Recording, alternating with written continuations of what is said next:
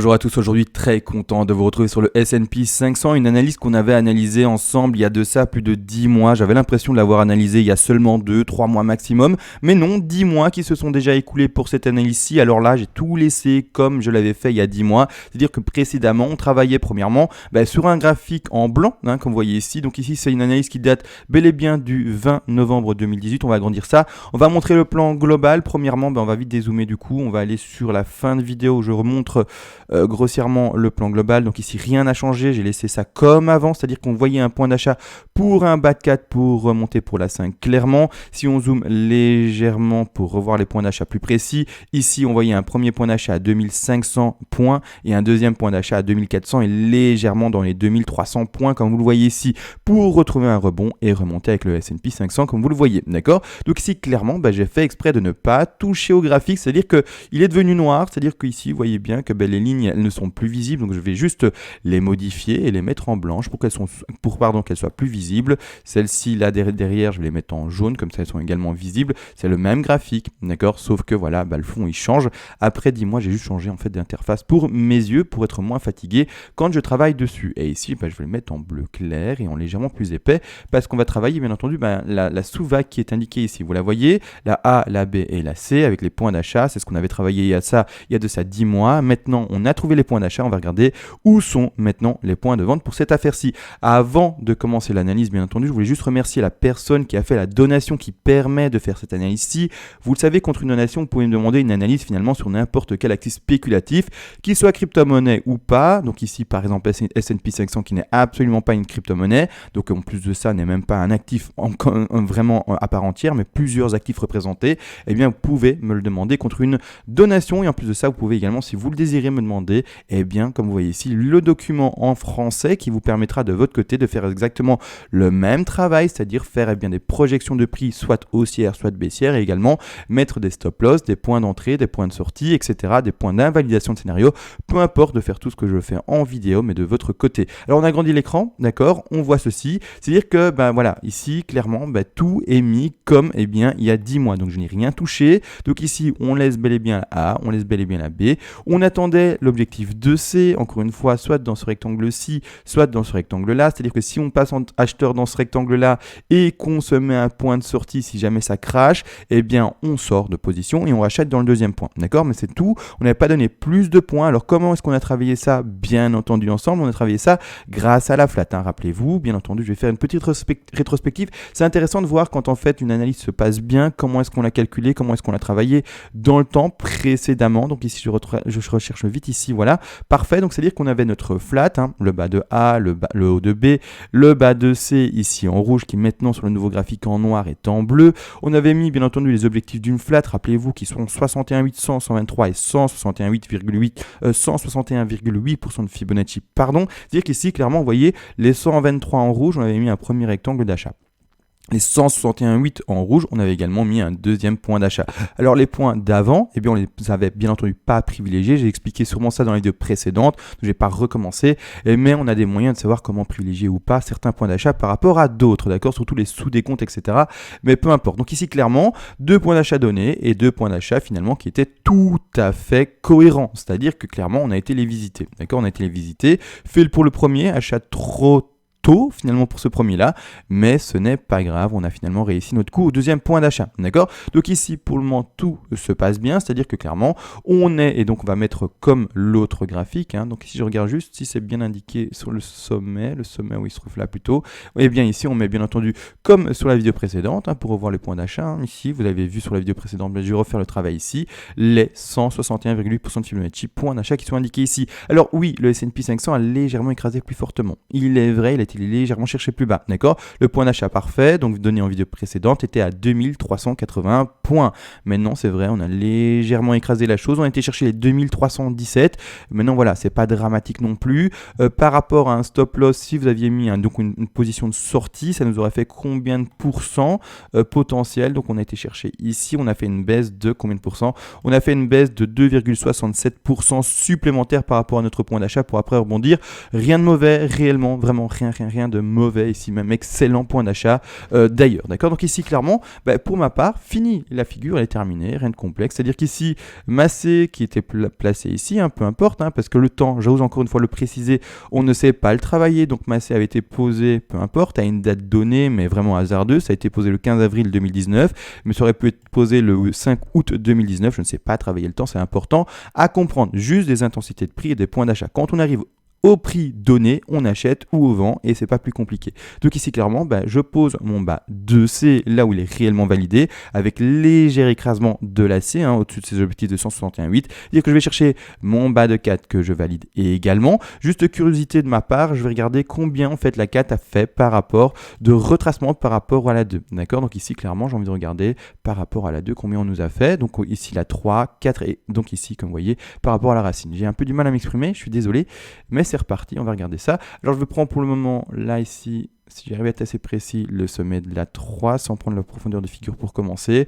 On va chercher quelque chose d'assez pas puissant. En fait, la chose ici, ce qui est gênant, c'est que normalement, on doit, pour une 4, avoir vraiment quelque chose de très propre, très lisible, aller chercher les 23,6, 38,2 ou 50. D'accord? Ici, vous voyez bien, il n'y a pas de problème. On va chercher au-dessus des 23,6, mais on ne s'arrête pas sur un Fibonacci très précis. C'est vraiment ça qui nous aide vraiment à appuyer nos points d'achat, etc. Et si on ne trouve pas quelque chose d'extrêmement précis, c'est pas grave. Pour ma part, je valide encore toujours le bas d'une 4. Et si on prend la profondeur de la figure qu'on valide du coup un peu plus haut ici, d'accord? On ne va pas non plus chercher extrêmement précisément, soit les 23,6 ou les 38,2. Peu importe, ça valide, n'empêche une 4 sans le moindre souci. Comme vous le voyez maintenant, c'est parti. On va sur le rebond, d'accord? On a vu les points d'achat qui ont été validés. Je vais même les retirer maintenant.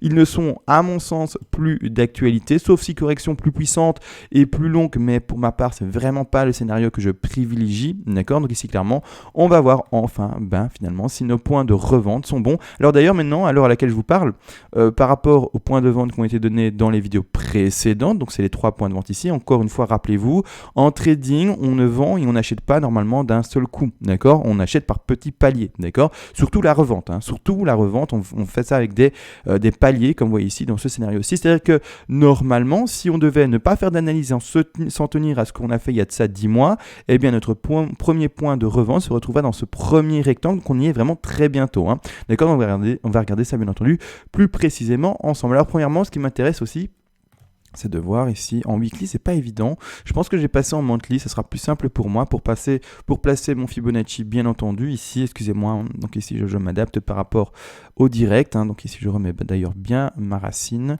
et je vais retirer la ligne rouge qui n'est pas utile, je vais montrer ce point de support oblique mais ce n'est pas maintenant le plus utile à montrer. Donc ici je prends encore une fois mon extension, je le place à la racine, si j'ai bien réussi, mon sommet de 1, bas de 2, je vais au bas de 4 qui est maintenant validé pour ma part.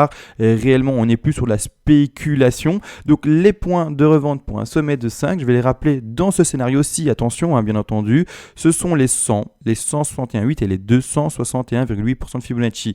Donc, avec notre petit rectangle, d'accord, avec le vrai point de revente, on peut mettre encore une fois, rappelez-vous, d'accord, ici d'ailleurs...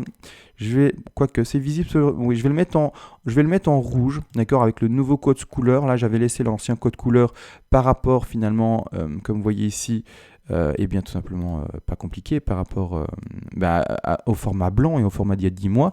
Mais maintenant, on va passer sur le nouveau code couleur. Donc ici d'ailleurs, je vais juste retirer. Comment j'avais fait? Alors je ne sais plus. C'est pas grave, je vais travailler ça un autre jour. C'est pas grave, on va pas s'attarder là-dessus. 10 ans, ah oui, juste c'est vrai. J'avais pas mis de fond, c'était plus joli. Excusez-moi, mais comme ça je sais. J'avais pas mis de fond, j'avais mis juste les traits en plus fort. Voilà, point de vente, parfait. Donc on avait vu, et d'ailleurs ça n'a pas été indiqué dans la vidéo précédente, mais d'abord il y a un point de vente normalement à 100% de Fibonacci. La chose, c'est qu'on ne doit pas privilégier quelque chose de tronqué pour une 5. Alors oui, pour quelqu'un qui veut la jouer sûre, il peut déjà passer vendeur à 100% de Fibonacci, d'accord? C'est-à-dire ici, vous voyez la ligne grise à 100%, mais c'est vraiment dire qu'on prend un vrai TP de sécurité. C'est pas un TP, on va dire vraiment, comment dire, où on va privilégier le sommet là et puis une rechute. Donc clairement, non, on ne privilégie pas une 5. d'accord, ici, d'accord. Même si on peut mettre un TP de sécurité là, c'est un objectif de 5, mais ça nous ferait une 5 tronquée, c'est pas ce qu'on privilégie. J'espère que j'ai été assez compréhensible. Le deuxième objectif, eh bien vous l'avez entendu, ce sont les 161,8% de Fibonacci qui se situent légèrement plus haut, d'accord. Donc ici, celui qui était avant posé, que je viens de déplacer pour mettre les 100, eh bien se situe ici maintenant actuellement plus précisément aux alentours des 3214 points. Donc ici, clairement, on va privilégier un point de vente ici à donc 3200, un peu plus même 3214, 3210 points. Comme vous voyez ici, donc le cours devrait encore légèrement monter sans souci pour aller revoir cette zone de prix ici, comme vous le voyez. Et par après, on peut également privilégier, ici on le modifie légèrement, vu que la correction a été légèrement plus puissante, on modifie légèrement ceci. Donc c'est là ici l'objectif. Et donc je vais mettre le nouvel objectif réel en rouge, comme vous voyez ici, au 261,8% de Fibonacci, qui se situe pour celui-ci aux alentours des 3758 points. Alors est-ce que j'avais mis un objectif plus haut? Je ne pense pas, non, voilà, c'est fini. Donc c'est bel et bien ça. Les trois objectifs ont été indiqués avec vous, les 100, d'accord, qu'on ne privilégie pas, les 161,8 qu'on privilégie, et donc ici, pour terminer carrément les 261,8 pour revoir carrément les 3769 points, 3750 points pour la revente. Alors oui, pour moi, c'est-à-dire que le S&P est haussier.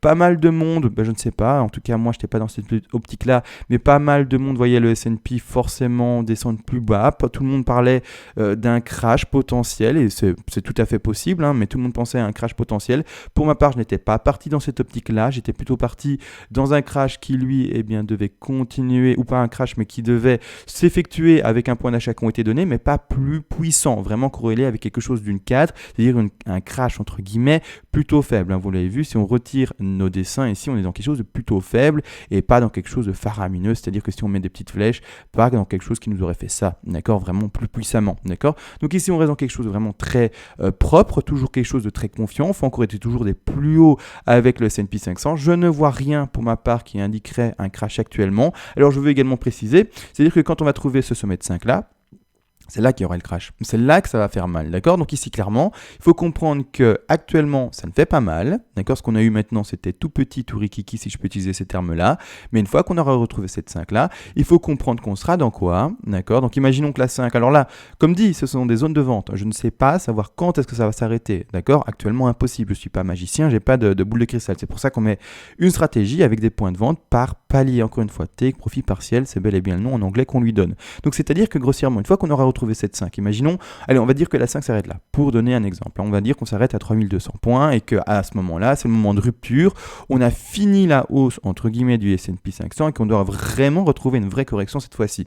Dans ce cas-là, eh bien, ça va s'indiquer comment? Et alors, je vais aller un peu plus loin dans l'analyse, c'est-à-dire que si on prend entre 1, 2, 3, 4, 5, cette 1, 2, 3, 4 et 5 qui est indiquée pour le moment en blanche, elle-même, en fait, est le sous-décompte de ceci. Alors, je vais le montrer. Donc, ici, on part. Alors, c'est en petit, mais je vais tout de suite après changer de façon la time frame et le cycle, d'accord, mais c'est-à-dire qu'on partirait dans quelque chose de beaucoup plus grand, d'accord, ceci serait les sous-vagues de quelque chose qui est, bien entendu, ici je vais mettre en millénium en parenthèse, comme ça on voit la différence de cycle, mais qui est comme suit, d'accord, cette 5-là, donc il peut s'arrêter là, là ou là, donc ici on avait dit qu'on privilégiait pas à 100%, donc soit légèrement plus haut 3200, soit légèrement encore un peu plus haut 3750 points, qui peut se terminer, donc ici dans ces deux derniers objectifs, la rouge ici de toute façon on l'a atteint, donc on va le retirer, dans un des deux objectifs, et enfin reconnaître une correction de 2. Les corrections de 2, il faut le savoir, les objectifs principaux sont les 50 et les 61,8, d'accord? Donc ici, clairement, quand on va prendre notre Fibonacci de retracement, qu'imaginons, allez, on va le faire là, on va d'abord le faire ici en haut, de toute façon, ça ne va pas changer grand-chose, qu'on part là-dessus sur un retracement, c'est-à-dire qu'on va avoir reconnaître un vrai crash, une vraie baisse, et le point d'achat pertinent sera ici, d'accord? Donc ici, clairement, je vais remettre un petit rectangle maintenant, en vert, j'espère que maintenant, ça va se faire avec ma nouvelle interface, donc ici, super, et je vais changer ça ici, en vert. Donc ici, clairement, pour vous, là maintenant, j'indique quoi? Des points de vente, d'accord? 2 points de vente supplémentaires à indiquer pour les mois à venir, mois, années, je ne sais pas du tout combien de temps ça va se faire, c'est pour ça que c'est important à juste regarder les prix et ne pas regarder le temps, d'accord? C'est peut-être dans 6 mois, c'est peut-être dans 1 an, c'est peut-être dans 2 ans, mais il y a un moment où ça va s'arrêter, d'accord? Ça va s'arrêter, on va trouver nos points de vente, et à un moment où, boum, ça va tomber, ça va cracher, d'accord? Donc ici, si on adapte légèrement par rapport au point plus bas, imaginons que finalement le cycle s'arrête plus haut, plus bas ici du coup, qui soit moins fort dans sa hausse, qu'on s'arrête aux alentours des 3200 points, et bien le point d'achat ici doit être légèrement modifié, doit même aller plus bas, d'accord, ici à 50,61,8. Donc en fait, Je vais donner les prix quand même. Si on s'arrête aux alentours des 3200 et que c'est là le point de rupture pour le crash, eh bien on ira rechercher un point d'achat qui se situe entre les 1934 points et plus bas ici les 1633 points. Pour le moment trop tôt pour être plus précis. Au moment du crash, on s'amusera à le sous-décompter, etc. Mais maintenant beaucoup trop tôt malheureusement. Et au contraire, si on allait plus haut, pour donner les chiffres parce que j'ai oublié, eh bien là clairement les points d'achat seront les suivants. Entre les 2225 points et un peu plus bas ici, les 1850 points. Donc ici, on a à nouveau un nouveau point d'achat pour après, alors je suis désolé de le dire, mais un marché qui est toujours haussier, d'accord, et qui va monter avec encore plus de liquidité, plus de capital, etc. Et encore et toujours. Donc ici, clairement, voilà ce que je vois pour le S&P 500 à très long terme. Il faut comprendre, c'est pas dans 2 mois, d'accord, c'est pas dans 2 mois, mais là, vous avez vu vraiment les grandes vagues, d'accord. Et en plus de ça, on peut aller plus loin, on pourrait regarder la 3, où est-ce qu'elle va pas travailler la 4 et la 5, mais juste ici, comme ça vous avez un ordre d'idée, vraiment, le marché, je suis désolé, mais pour moi, il est aussi de chez haussier, même si on va reconnaître à un moment un petit crash, entre guillemets, pour cette 2-là, mais clairement, il faut comprendre que le marché, il est haussier pour moi, très haussier même, et qu'on va retrouver vraiment, par exemple, ici, à hauteur de minimum pour un sommet de 3, les 6171 points. Donc voilà, c'est en fait, même si on va avoir une belle correction à un moment, l'avenir est plutôt radieux. Alors même si tout le monde espère un crash, etc., peut-être que le crash sera juste, entre guillemets, ceci. Alors, bien entendu, ici, rappelez-vous le crash, 2007, 2008, énorme crash, ce qu'on a connu, donc vous savez très bien, avec les subprimes, etc., etc. Donc on avait fait une grosse baisse, on va regarder combien c'était. Très gros crash, très gros crash, bien entendu. On avait fait une baisse qui va de moins 57%, énorme crash, c'est-à-dire qu'ici, le crash qui est attendu par pas mal de monde, mais qui ne se fait toujours pas en fait, toujours pas, il est toujours pas là le crash.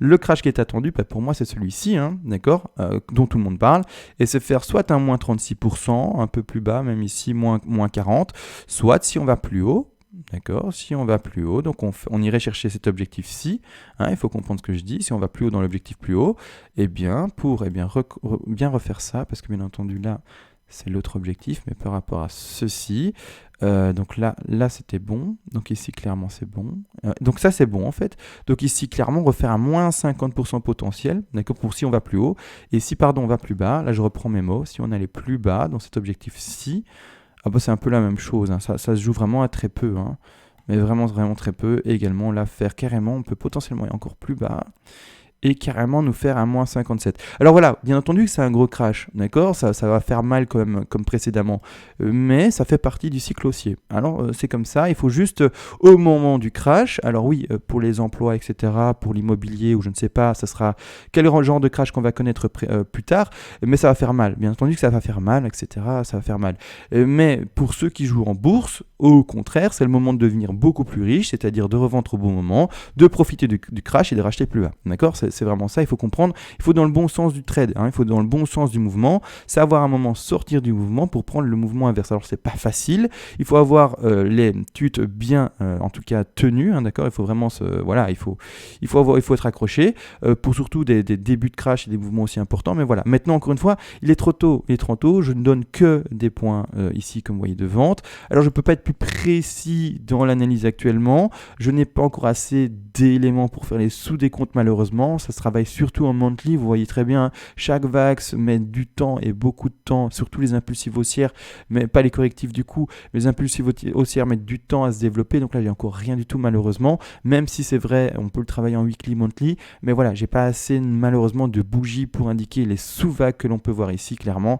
Pour le moment, ça indiquerait quoi? Ça indiquerait peut-être juste une 1 et une 2, même pas, d'accord, on serait peut-être juste, on serait vraiment dans quelque chose d'extrêmement faible, donc j'ai pas assez d'éléments pour travailler ça plus précisément.